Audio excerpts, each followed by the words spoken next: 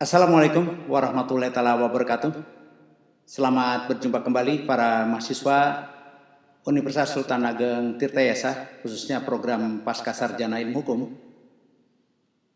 Pada pertemuan pertama atau pada diskusi pertama, kita telah membahas tentang hak asasi manusia yang dibawakan oleh kelompok 1. Kemudian pada diskusi yang kedua minggu lalu, kita telah mendiskusikan tentang teritori atau wilayah yang telah dibawakan oleh kelompok 2. Pada pertemuan kali ini kita akan mendiskusikan tentang hukum laut atau the law of the sea yang akan disampaikan oleh kelompok 3, yaitu Nadia Al-Ihsan, Suhendar, dan Hendra Melana. Menurut saya, materi ini sangat relevan sekali dengan kondisi dan situasi bangsa Indonesia, di mana kita ketahui wilayah Indonesia sebagian besar adalah wilayah lautan atau sekitar 2/3 dari seluruh wilayah Indonesia. Para mahasiswa, sebagaimana kita ketahui, Indonesia memiliki laut yang sangat indah dan kaya akan sumber daya. Menurut Food and Agricultural Organization, potensi lestari sumber daya perikanan tangkap laut Indonesia mencapai sekitar 6,5 juta ton per tahun dengan tingkat pemanfaatan mencapai 5,71 ton per tahun. Berdasarkan data FAO 2009, produksi ikan tangkap Indonesia menempati urutan ketiga di dunia setelah Cina dan Peru. Sedangkan produksi ikan budidaya Indonesia menempati urutan keempat setelah Cina, India, dan Vietnam. Kekayaan laut Indonesia juga terlihat dari keanekaragaman hayati biota laut. Laut Indonesia memiliki 8.500 spesies ikan, 555 spesies rumput laut, dan 950 spesies biota terumbu karang. Maka tidak aneh jika Indonesia disebut sebagai negara dengan keanekaragaman hayati laut terbesar di dunia, atau diberi istilah Marine Mega Biodiversity. Laut juga tidak hanya berfungsi untuk pelayaran pada permukaan perairan, akan tetapi juga memiliki nilai potensi sumber daya yang besar, baik yang terdapat di kolam perairan seperti ikan maupun di dasar perairan seperti minyak dan gas bumi. Pada masa lalu, dengan penguasaan teknologi yang masih terbatas, permukaan laut hanya dimanfaatkan untuk kepentingan pelayaran. Namun sekarang dengan berkembangnya teknologi, laut sudah dimanfaatkan hingga ke dasar perairannya. Oleh karenanya ini berimplikasi kepada hukum laut yang terus berkembang pesat sesuai dengan perkembangan zaman. Sebagaimana diungkapkan oleh Mauna dalam bukunya Hukum Internasional, Pengertian, Peranan, dan Fungsi dalam Era Dinamika Global, terbitan alumni Bandung tahun 2000, bahwa hukum laut yang dulunya bersifat unidimensional sekarang telah berubah menjadi pluridimensional, yang sekaligus merombak filosofi dan konsepsi hukum laut pada masa lalu. Sementara itu, berbicara mengenai sumber hukum laut, ketentuan-ketentuan mengenai hukum laut sebelum tahun 1958 didasarkan atas hukum kebiasaan. Hukum kebiasaan internasional merupakan salah satu sumber hukum yang terdapat dalam pasal 38 ayat 1 Piagam Mahkamah Internasional Permanen yang menyebutkan bahwa sumber hukum internasional terdiri atas 1. Perjanjian internasional. Perjanjian internasional adalah perjanjian yang diadakan antara anggota masyarakat bangsa-bangsa dan bertujuan untuk menghasilkan akibat hukum tertentu. Kemudian yang kedua, yaitu kebiasaan-kebiasaan internasional. Dalam pasal 38 ayat 1 sub B yang disebutkan bahwa international custom as evidence of general practice accepted as law. Artinya hukum kebiasaan internasional adalah kebiasaan internasional yang merupakan kebiasaan umum yang diterima sebagai hukum. Yang ketiga, prinsip hukum umum. Prinsip hukum umum adalah asas hukum umum yang diakui oleh bangsa-bangsa yang beradab atau general principle of law recognized by civilized nation. Dan yang keempat, sumber hukum tambahan. Sumber hukum tambahan adalah keputusan pengadilan dan pendapat para sarjana terkemuka di dunia. Namun keputusan pengadilan dan pendapat para sarjana tersebut tidak bersifat mengikat, artinya tidak dapat menimbulkan suatu kaidah hukum. Dan yang kelima, keputusan badan perlengkapan organisasi dan lembaga internasional. Para mahasiswa, sebagai catatan, hukum kebiasaan internasional, sebagaimana saya sampaikan tadi, sangat erat kaitannya dengan kelahiran hukum laut. Salah satunya adalah persaingan dua konsepsi, yaitu res communis yang menyatakan bahwa laut adalah milik bersama masyarakat dunia. Dan karena itu tidak dapat diambil atau dimiliki oleh masing-masing negara. Dan yang kedua, res nullius yang menyatakan bahwa laut tidak ada yang memiliki dan karena itu dapat diambil dan dimiliki oleh masing-masing negara. Catatan berikutnya yang perlu dipahami dan diperhatikan adalah Konferensi Jenewa 1958, di mana konvensi ini berhasil menerima 4 konvensi internasional yang menjadi dasar utama dari hukum laut internasional, yaitu yang pertama adalah Konvensi tentang Laut Teritorial dan Zona Tambahan, Convention on the Territorial Sea and Contiguous Zone, mulai berlaku pada tanggal 10 September 1964.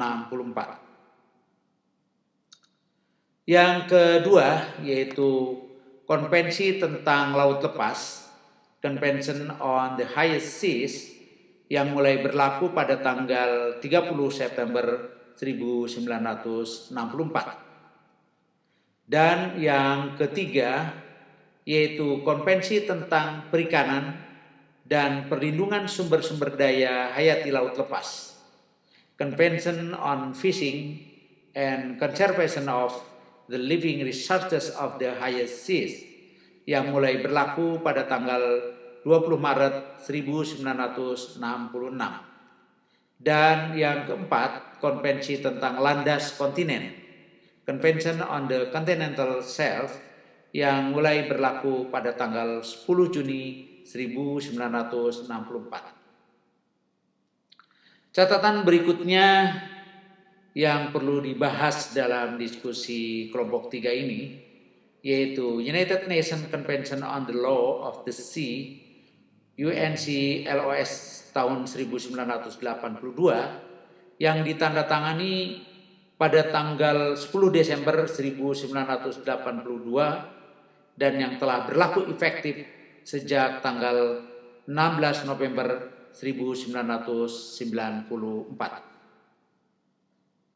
Nah, pada diskusi kali ini yang akan dibawakan oleh kelompok 3, saya harapkan mahasiswa betul-betul mencermati, menganalisis betapa pentingnya hukum laut internasional bagi bangsa Indonesia.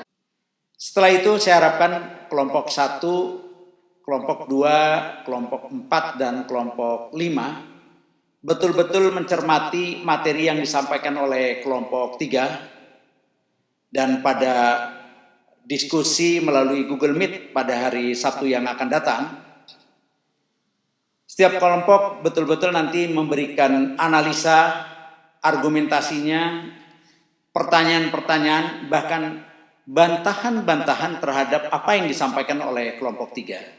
Sehingga tujuan pembelajaran kita di masa pandemi COVID-19 ini dapat lebih tercapai walaupun kita mengalami hambatan untuk melakukan pembelajaran atau perkuliahan secara konvensional atau secara tatap muka langsung.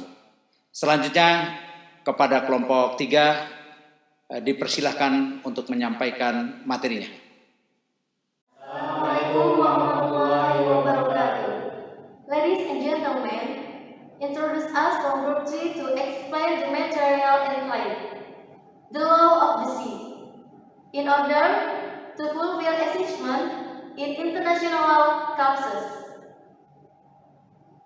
Hadirin sekalian, perkenalkan kami dari kelompok 3 akan memaparkan materi tentang hukum laut, guna untuk memenuhi tugas kuliah dalam mata kuliah hukum internasional. Perkenalkan, nama saya Nadia Lisan. Di samping kanan saya, nama saya Indra Mirwana. Dan di samping kiri saya, Nama saya Sunada. Kami akan memaparkan sedikitnya tentang hukum laut internasional, dimulai dari rekan saya, Sunanda.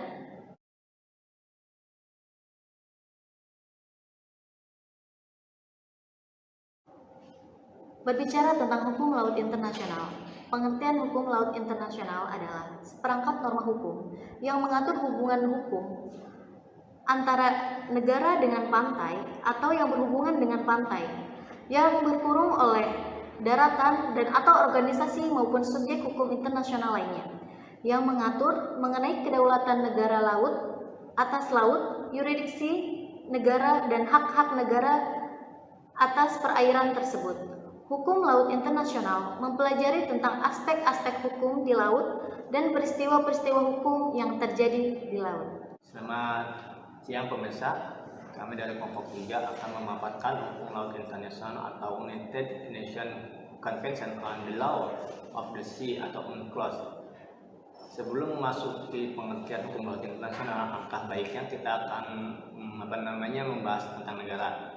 Menurut Montevideo Convention pada tanggal 26 Desember 1933 yang menyebutkan bahwa negara memiliki 4 poin. Yang pertama ada permanent population atau populasi atau rakyat. Yang kedua definition territory atau wilayah. Yang ketiga adanya government. Yang government itu adalah adanya suatu negara, dan juga ada capacity to enter into relation with other states, yang dimana adanya pengakuan dari negara lain secara de facto dan de jure.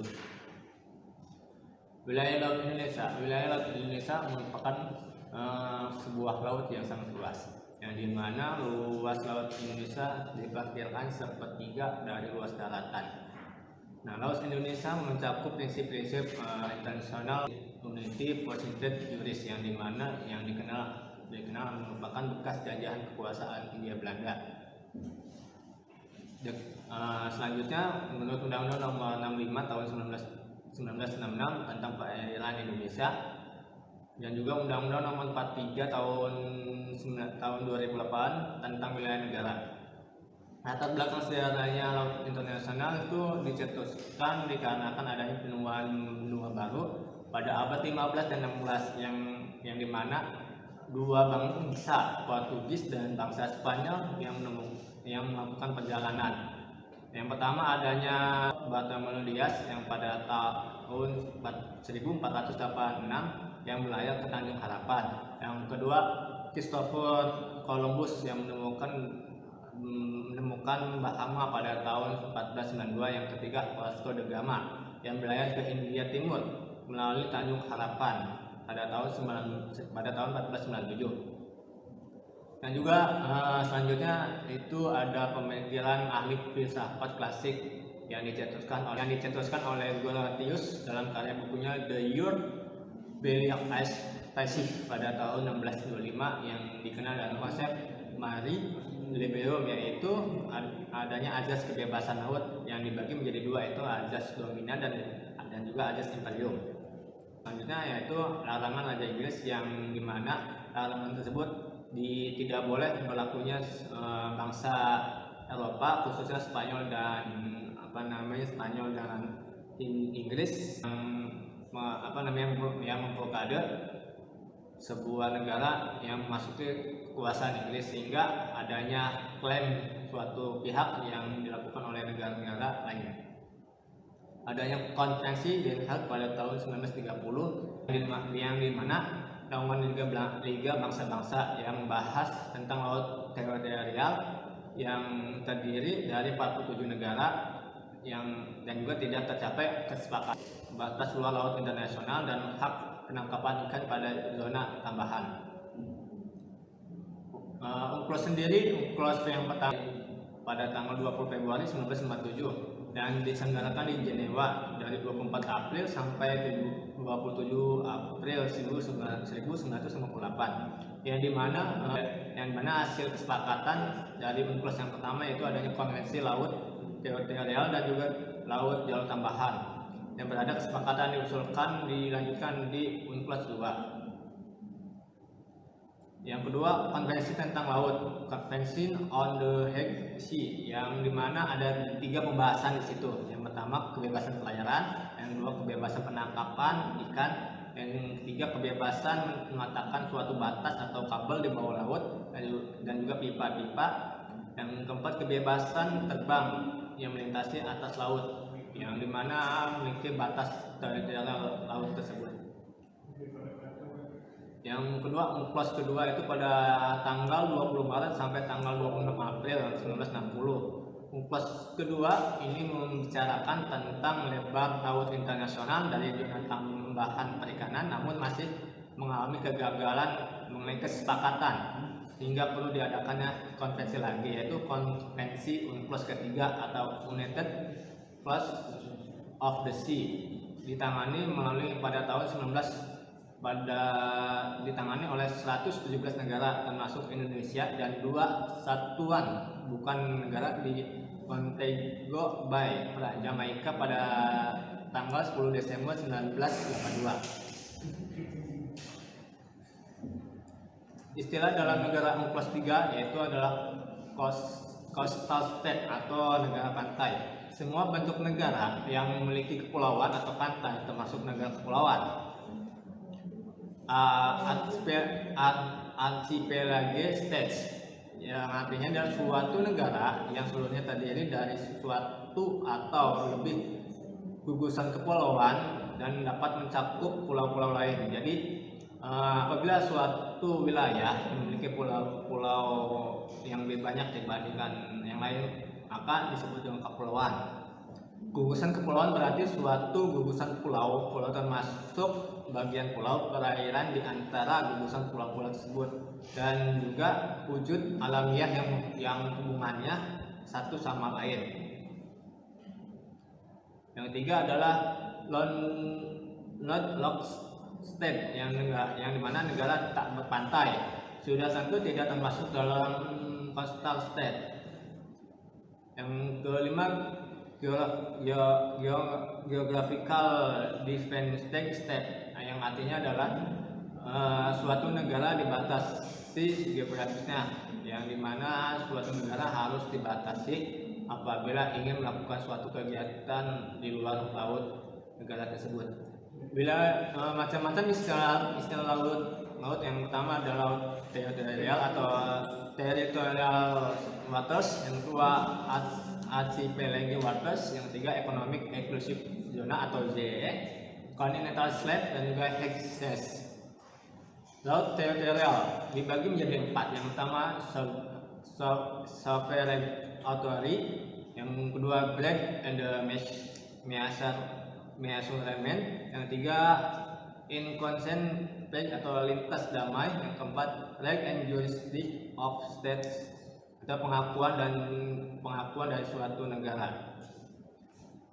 Pengertian dari sovereign authority yaitu adalah kedaulatan suatu pantai yang dimana selain wilayah daratan dan pedalamannya dan juga hak suatu kepulauan, perairan kepulauan meliputi suatu jarum laut yang memiliki batas yang dinamakan laut teritorial. Yang kedua, kedaulatan ini meliputi ruang udara di atas laut. Jadi apabila ada batasan di mana laut sama udara itu ada batasnya. Secara teritorial serta dasar laut dari tanah di atasnya, atau di bawahnya juga bisa.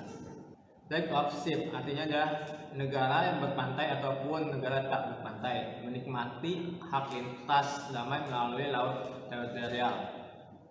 Lintas berbagai navigasi melalui laut teritorial untuk keperluan yang pertama melintasi laut dengan memasuki perairan tanpa pedalaman atau singgah di tempat pelabuhan. Jadi apabila suatu kapal dari negara asing yang melintasi Indonesia untuk beristirahat atau menangkap perairan harus memiliki izin dari pemerintah yang bersangkutan. Contohnya misalkan ada suatu negara Malaysia yang ingin menangkap ikan di wilayah perairan Indonesia, alangkah baiknya negara Malaysia memiliki izin atau surat himbauan dari pemerintah Indonesia untuk melakukan penangkapan ikan di wilayah perairan Indonesia.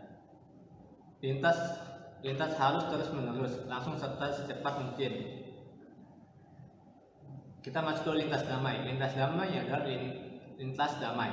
Lintas adalah damai sepanjang tidak merugikan bagi kediaman atau ketitipan atau keamanan negara. Jadi lintas tersebut adalah batas yang dimana suatu negara tidak boleh diganggu gugat oleh negara lain. Apabila lintas tersebut atau batas tersebut dilanggar, maka suatu negara berhak mengusir ataupun mendeportasi suatu pelaku yang akan memasuki wilayah Indonesia. Selanjutnya, dalam proses penangkapan, suatu latihan atau praktik dengan senjata macam apapun, tidak boleh melakukan kegiatan atau membawa alat senjata apapun untuk melakukan intervensi dari suatu negara. Dan juga dalam aktivitas membuat harus memiliki izin yang bersangkutan.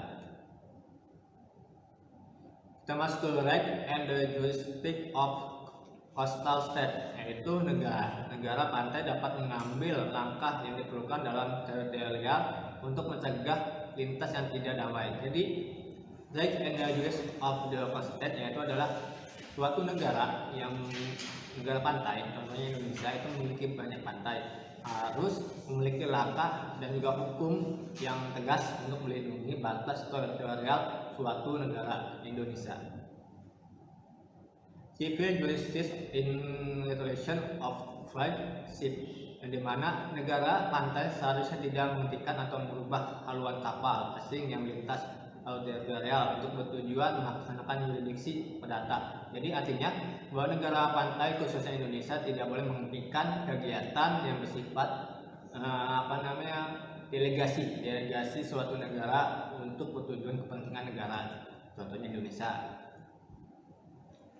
Criminal jurisdiction on board foreign ship, yang mana jurisdiksi kriminal negara pantai tidak dapat dilaksanakan di atas kapal asing yang sedang melintas laut teritorial untuk menangkap menangkap siapapun untuk mengadakan penyidikan yang berkaitan dengan kejahatan ataupun dilakukan dengan selama demikian. Jadi intinya adalah jurisdikasi kriminal, yaitu adalah suatu proses hukum yang dimana dilakukan di suatu negara apabila suatu negara tersebut melanggar perbatasan laut negara tersebut.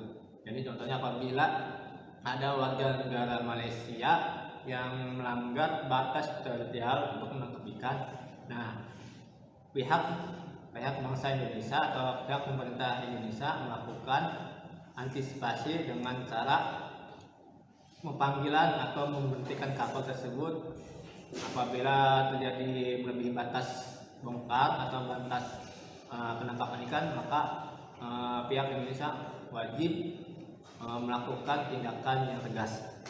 Berbicara tentang hukum laut, Konvensi Perserikatan Bangsa-Bangsa tentang Hukum Laut atau dalam bahasa Inggris disebut dengan United Nations Convention on the Law of the Sea atau biasa disebut dengan UNCLOS.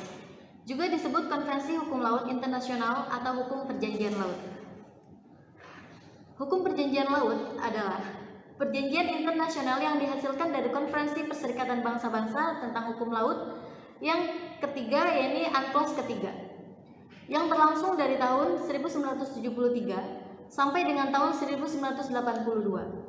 Konvensi Hukum Laut ini mendefinisikan hak dan tanggung jawab negara dalam penggunaan lautan di dunia serta menetapkan pedoman untuk bisnis, lingkungan, dan pengelolaan sumber daya alam di laut. Konvensi disimpulkan pada tahun 1982. Menggantikan perjanjian internasional mengenai laut tahun 1958. UNCLOS diberlakukan pada tahun 1994, setahun setelah Guyana menjadi negara ke-60 untuk menandatangani perjanjian. Untuk saat ini telah ada 158 negara termasuk Uni Eropa telah bergabung dalam konvensi. Di sini sedikitnya saya akan menjelaskan terkait undang-undang di Indonesia yang mengatur tentang kelautan, yakni Undang-Undang Nomor 32 Tahun 2014 tentang kelautan, yakni menggantikan dan mencabut Undang-Undang Nomor 6 Tahun 1996 tentang perairan di Indonesia. Undang-Undang Kelautan saat ini memiliki aturan pelaksanaan di bawahnya seperti Peraturan Pemerintah Nomor 32 Tahun 2019 tentang Rencana Tata Ruang Laut, Perpres Nomor 178 Tahun 2014 tentang Badan Keamanan Laut, Perpres Nomor 16 Tahun 2017 tentang Kebijakan Kelautan di Indonesia. Undang-undang kelautan sangat penting karena Indonesia merupakan negara kepulauan terbesar di dunia. Dengan potensi dan kekayaan alam yang berlimpah sebagai karunia Tuhan Yang Maha Esa, memiliki makna yang sangat penting bagi bangsa Indonesia sebagai ruang hidup atau lebensraum dan ruang juang serta media pemersatu yang menghubungkan pulau-pulau dalam satu kesatuan ideologi, politik, ekonomi, sosial, budaya, pertanahan, dan keamanan dalam suatu wadah di ruang wilayah Negara Kesatuan Republik Indonesia.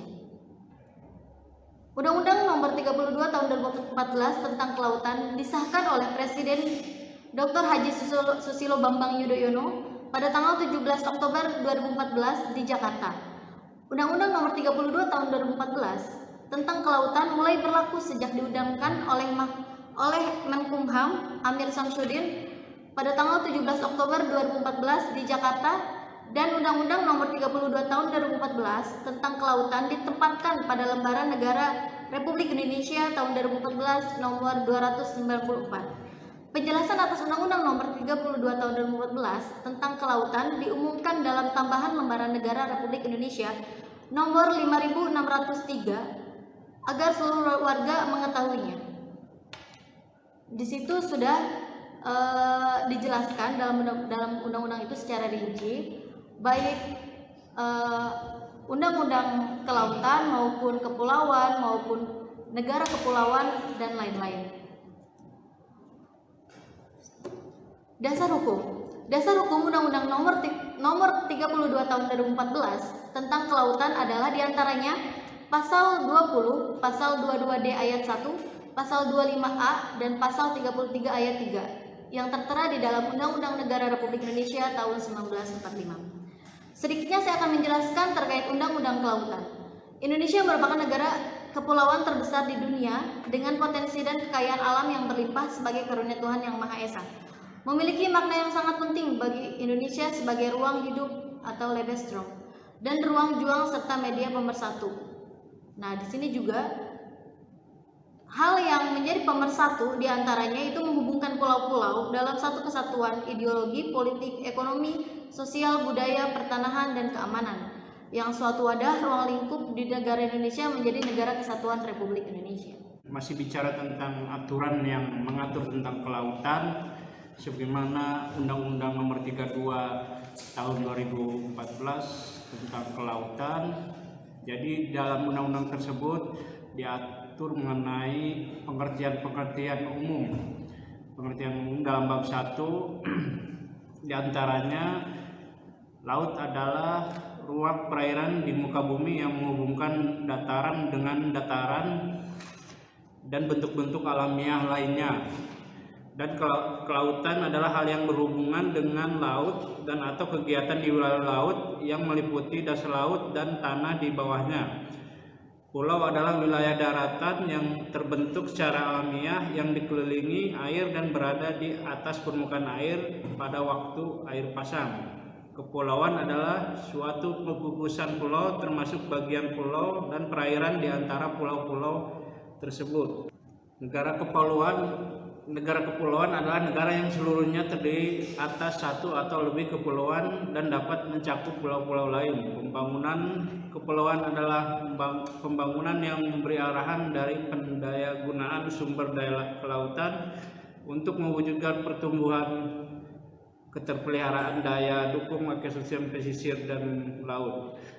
Sumber daya kelautan adalah sumber daya laut baik yang dapat diperbaharui maupun yang tidak dapat diperbaharui, yang memiliki keunggulan komparatif dan komparatif serta dapat dipertahankan dalam jangka panjang. Dalam Undang-Undang Nomor 32 Tahun 2014 diatur juga dalam bab 2 terkait dengan asas dan tujuan, yakni dalam pas 2 penyelenggaraan kelautan dilaksanakan berdasarkan asas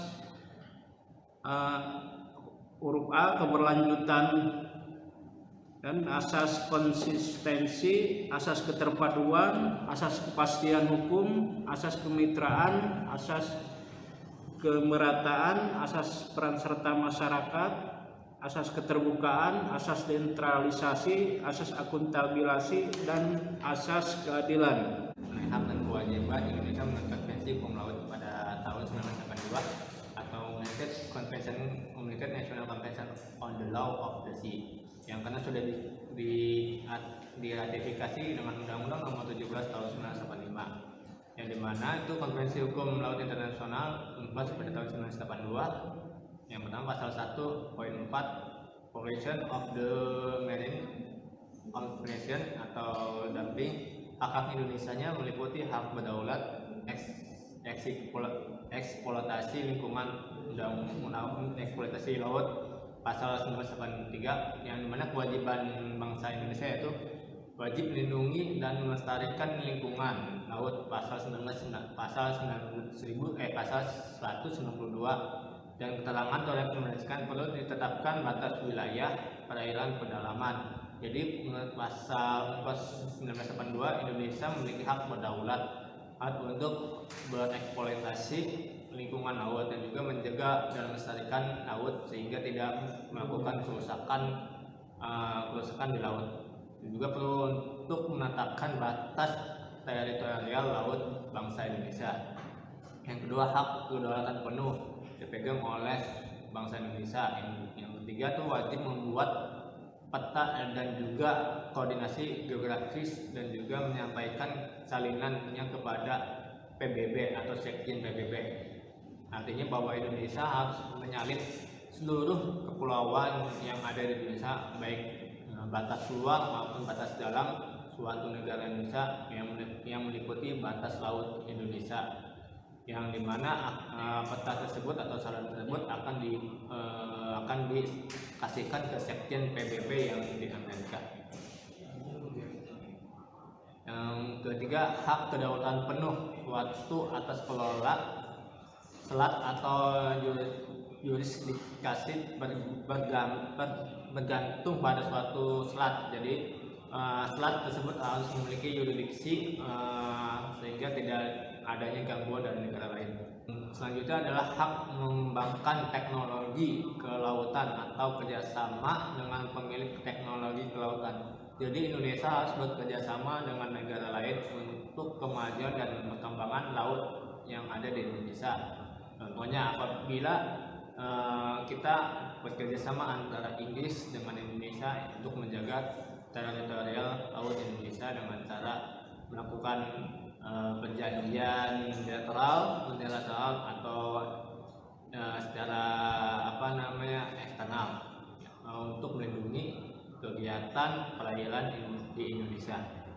Selanjutnya, setiap negara wajib melindungi dan juga mempunyai hak untuk menyelesaikan sengketa di bidang laut. Nah, jadi artinya bahwa seseorang itu memiliki hak untuk menyelesaikan suatu perkara di laut. Contohnya apabila nelayan Indonesia menemukan nelayan di luar bangsa Indonesia, nelayan tersebut wajib mengusir nelayan yang beda negara atau yang masuk batas negara Indonesia. Selanjutnya, Indonesia mempunyai hak untuk mengusulkan perubahan atas konvensi ini untuk kepentingan bangsa Indonesia. Jadi apabila konvensi ini tidak menguntungkan bangsa Indonesia atau memiliki rancuan di dalam undang-undang tersebut, bangsa Indonesia wajib atau mempunyai hak untuk merubah undang-undang tersebut atau melakukan melakukan kajian terhadap undang-undang yang dikeluarkan oleh PBB atau UNCLOS tersebut. Jadi terkait dengan kelautan ada beberapa pelanggaran dan penegak hukumnya. Yang salah satunya pelanggaran di zona ekonomi eksklusif Indonesia. Sebenarnya telah diuraikan bahwa zona ekonomi eksklusif Indonesia merupakan bagian perairan yang berada di bawah hak berdaulat negara Indonesia. Diatur di dalam Undang-Undang Nomor 5 Tahun 1983 tentang zona ekonomi eksklusif.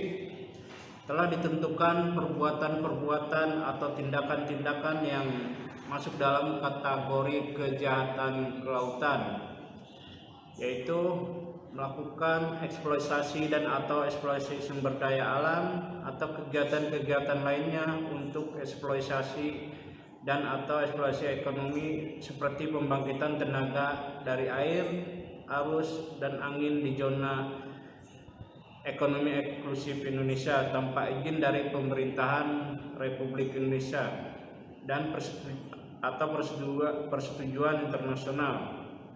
Yang kedua, pelanggaran di zona ekonomi eksklusif Indonesia yaitu memberi dan atau menggunakan pulau-pulau buatan atau instalasi-instalasi atau bangunan-bangunan lainnya di zona ekonomi eksklusif Indonesia.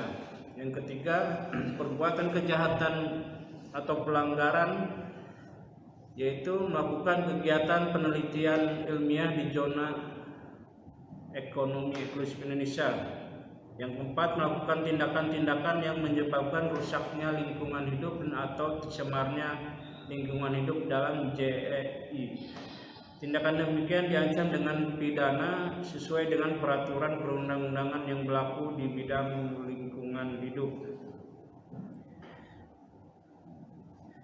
Bahwa mengenai penegakan hukum di zona ekonomi eksklusif Indonesia dalam Undang-Undang Nomor 5 Tahun 1983 Pasal 13 menentukan bahwa dalam rangka melaksanakan hak berdaulat, hak-hak lain, yurisdiksi dan kewajiban-kewajiban aparatur penegak hukum Republik Indonesia yang berwenang dapat mengambil tindakan-tindakan penegakan hukum sesuai dengan Undang-Undang Nomor 8 Tahun 1981 tentang Kitab Undang-Undang Hukum Acara Pidana dengan pengecualian sebagai berikut.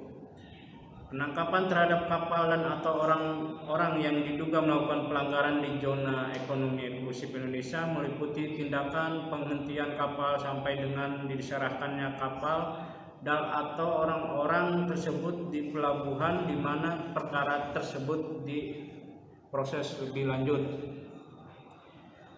Yang kedua, penyerahan kapal dan atau orang-orang tersebut harus dilakukan secepat mungkin dan tidak boleh melebihi jangka waktu 7 hari kecuali apabila terdapat keadaan force majeure. Yang ketiga, untuk kepentingan penahanan, tindak pidana diatur dalam pasal 16 dan pasal 17 termasuk dalam golongan tindak pidana sebenarnya dimaksud dalam pasal 21 ayat 4 huruf B Undang-Undang Nomor 8 Tahun 81 tentang KUHP. Adapun yang menjadi penegak hukum dalam zona ekonomi eksklusif Indonesia, sebenarnya pasal 14 menentukan sebagai berikut. Aparatur penegak hukum di bidang penyidikan zona eksklusif Indonesia adalah perwira TNI Angkatan Laut yang ditunjuk oleh Panglima Angkatan Bersenjata Republik Indonesia. Penuntut umum adalah jaksa pada pengadilan negeri sebenarnya dimaksud dalam ayat 3. Pengadilan yang berwenang mengadili pelanggaran terhadap ketentuan undang-undang ini adalah pengadilan negeri yang daerah hukumnya meliputi pelabuhan di mana dilakukan penahanan terhadap kapal dan atau orang-orang sebagaimana dimaksud dalam pasal 13 huruf A. Bahwa berkaitan dengan eksploitasi sumber daya hayati di zona ekonomi eksklusif Indonesia diatur dalam Undang-Undang Nomor 31 Tahun 2004 Junto Undang-Undang Nomor 45 Tahun 2009 tentang perikanan. Menurut Undang-Undang Perikanan ini, wilayah pengelolaan perikanan Republik Indonesia untuk penangkapan ikan dan atau pembudidayaan ikan meliputi perairan Indonesia, zona ekonomi eksklusif Indonesia, dan sungai, danau, waduk, rawa, dan genangan air lainnya yang dapat diusahakan, serta lahan budidaya ikan yang potensial di wilayah Republik Indonesia.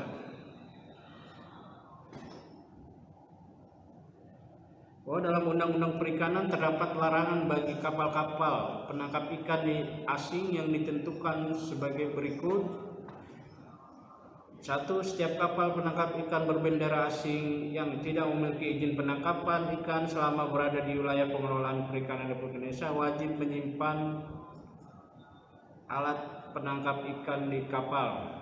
2. Setiap kapal penangkap ikan berbendera asing yang tidak memiliki izin penangkapan ikan dengan satu jenis alat penangkap ikan tertentu pada bagian tertentu di zona ekonomi eksklusif Indonesia dilarang membawa alat penangkap ikan lainnya. 3. Setiap kapal penangkap ikan berbendera asing yang telah memiliki izin penangkapan ikan wajib menyimpan alat penangkapan ikan di dalam kapal selama berada di luar daerah penangkapan ikan yang diizinkan di wilayah pengelolaan perikanan Republik Indonesia. Pelanggaran di wilayah perairan Indonesia oleh kapal-kapal asing dapat terjadi di laut teritorial, perairan kepulauan, dan zona eksklusif Indonesia. Pelanggaran di laut teritorial dan perairan kepulauan Indonesia pada umumnya berkaitan dengan hak lintas kapal-kapal asing yang hak lintas damai maupun hak lintas alur kepulauan yang berupa pelanggaran larangan-larangan yang sudah ditetapkan oleh peraturan perundang-undangan. Contohnya yang dilakukan oleh kapal-kapal perikanan asing umumnya berupa illegal fishing atau penangkapan ikan secara ilegal. Baik, hanya itu yang bisa kami paparkan terkait hukum laut internasional. Kurang lebihnya kami mohon maaf. Thanks for our attention. Wassalamualaikum warahmatullahi wabarakatuh. Perkenalkan, nama saya Rika Gita Savitri. Di sini saya akan menanyakan terkait fungsi penting dari laut secara historis.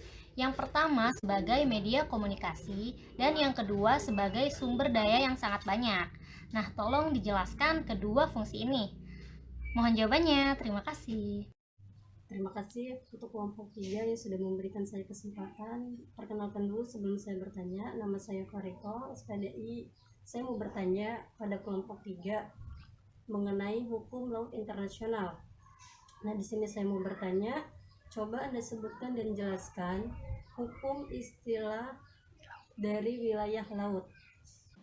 Baiklah para mahasiswa, demikian pemaparan tadi yang disampaikan oleh kelompok 3 dan penambahan atau penguatan dari saya.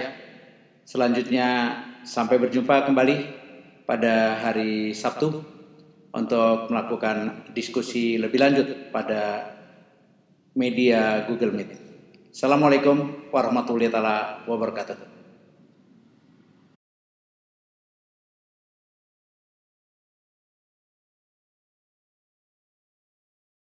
Yang kami dapat dari buku Pak Dadang di sini, laut secara historis telah menjalankan dua fungsi penting. Yang pertama yaitu sebagai media komunikasi, dan yang kedua sebagai sumber daya yang sangat baik, baik yang hidup maupun yang tidak.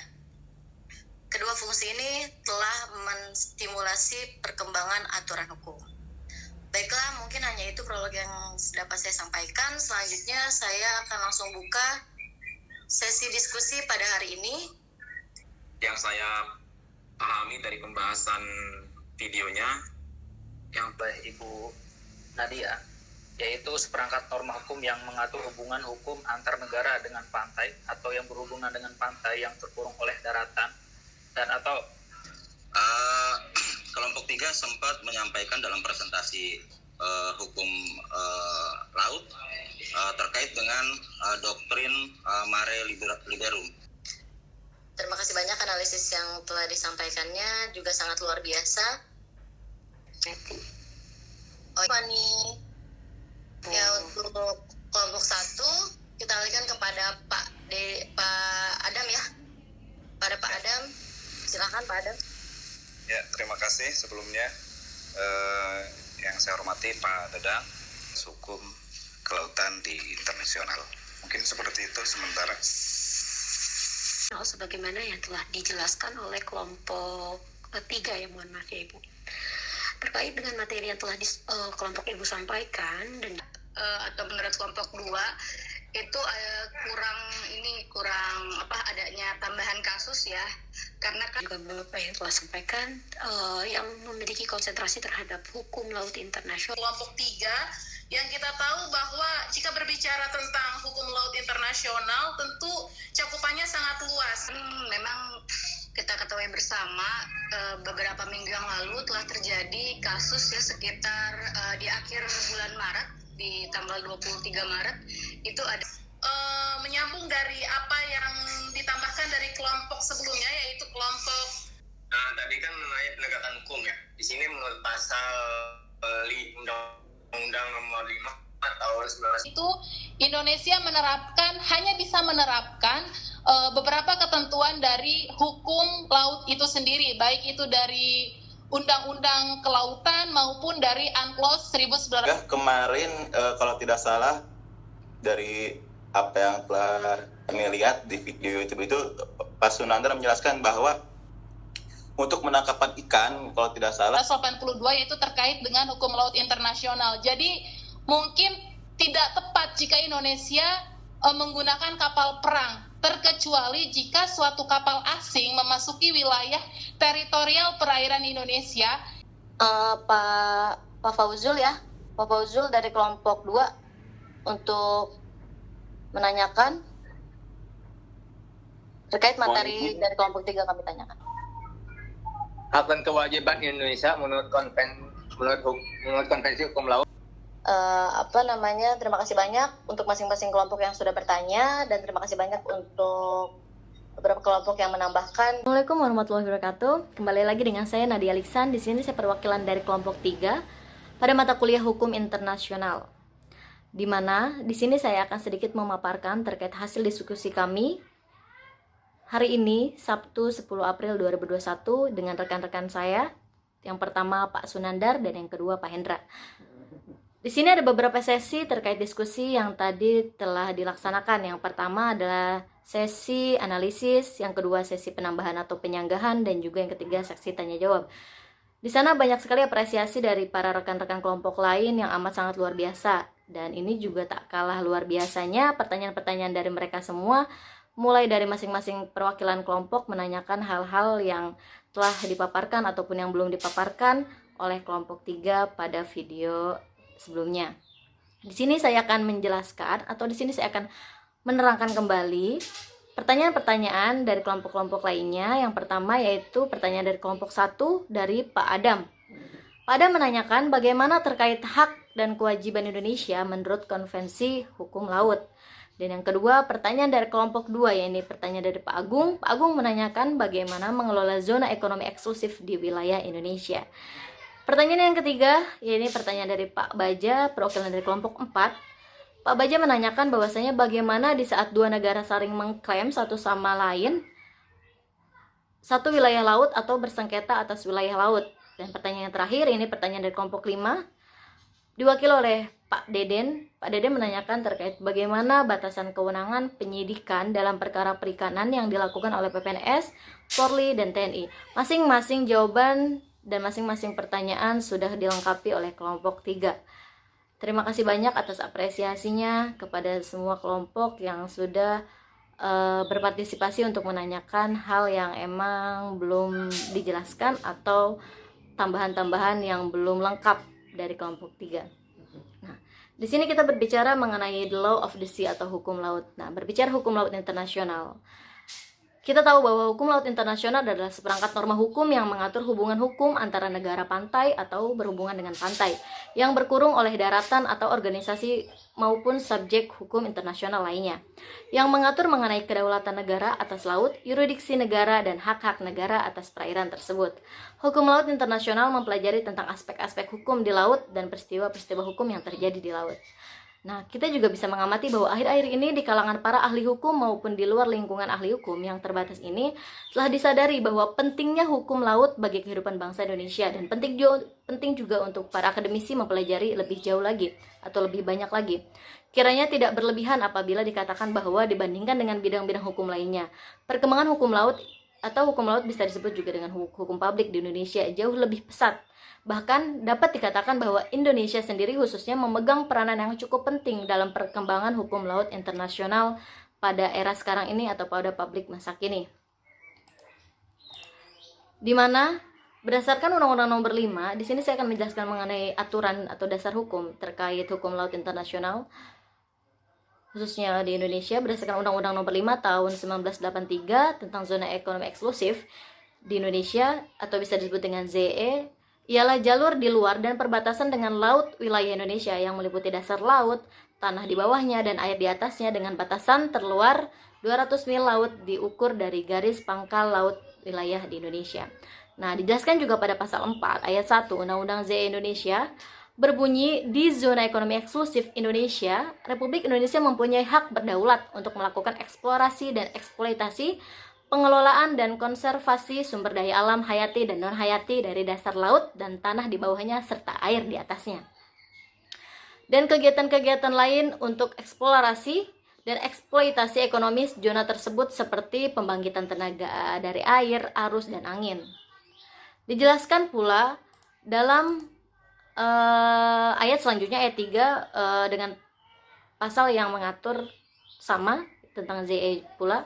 Di sini dijelaskan bahwasanya di zona ekonomi eksklusif Indonesia, kebebasan pelayaran dan penerbangan internasional serta kebebasan pemasangan kabel dan pipa di bawah laut diakui sesuai dengan prinsip-prinsip hukum laut internasional yang berlaku. Meski kapal-kapal asing bebas berlayar di ZI atau di zona ekonomi eksklusif di Indonesia, mereka tidak boleh mengambil sumber daya di dalamnya tanpa izin.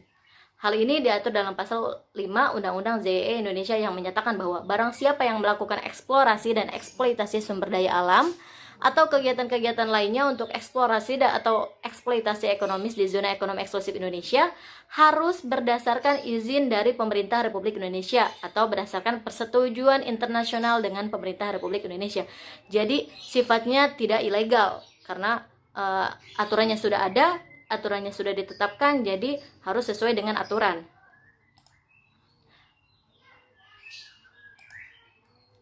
Dan di sini juga dijelaskan terkait Indonesia hanya mempunyai hak berdaulat di zona eksklusif di zona ekonomi eksklusif, bisa mengeksploitasi dan mengeksplorasi dasar laut, tanah di bawahnya dan air di atasnya, tapi tidak di permukaan lautnya, karena di situ kapal asing bebas berlayar.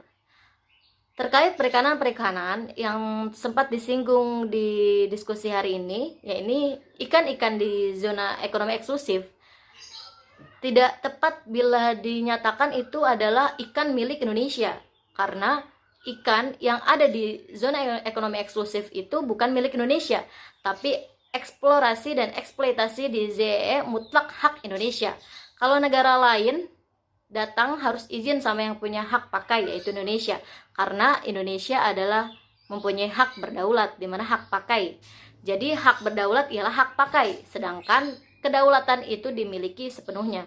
Kedaulatan Indonesia di laut hanya sampai 12 mil atau dalam laut teritorial. Sedangkan 12 sampai 200 mil itu hak berdaulat atau apa yang ada di bawah permukaan air atau kolong air tidak termasuk di permukaan air yang bebas dilintasi kapal. Seperti itu kurang lebih yang dapat saya simpulkan terkait dengan hukum laut internasional dan hasil diskusi yang tadi sudah disampaikan. Terima kasih atas semua partisipasinya, atas semua apresiasinya, terutama dari Pak Dadang Herli selaku dosen dalam mata kuliah Hukum Internasional ini. Kurang lebihnya kelompok 3 mohon maaf jika terdapat banyak kesalahan dan juga kekeliruan, karena kami masih tahap belajar dan kesempurnaan hanya milik Tuhan. Thank you for our attention, kelompok 3. Terima kasih banyak. Assalamualaikum warahmatullahi wabarakatuh.